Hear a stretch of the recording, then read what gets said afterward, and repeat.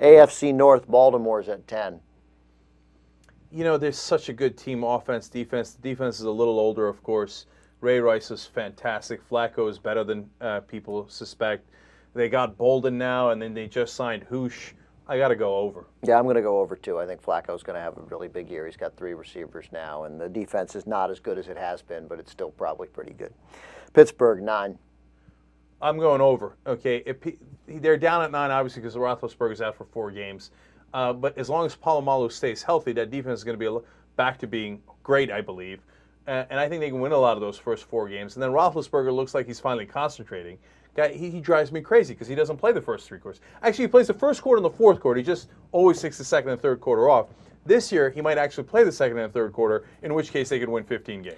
They have a schedule right in sort of the middle regarding toughness, does Pittsburgh. I don't see it happening for them this year. I think that You think they're not going to win 9 games? I think they're going to lose 3 of their first 4 with Dennis Dixon, and I think they'll struggle to recover. I think they're looking at 8-8.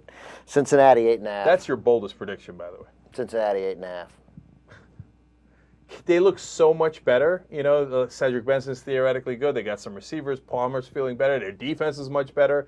Not buying it. Under. They always go under. Luckiest 10-6 team in the history of football. They're winning 4 games this year. Disaster. Marvin Lewis fired. Carson Palmer. They could go with his brothers, the backup, but they'll look for another quarterback after this year. Disaster. 4-12, 3-13. And the Bengals always have a fluke year, right? Right. That was last year. So they go back totally. to their. But they won like 3 or 4 games in the last 2 seconds. Yeah. But at the end, and that's a lot of luck to go with that, and some skill. Cleveland 5.5.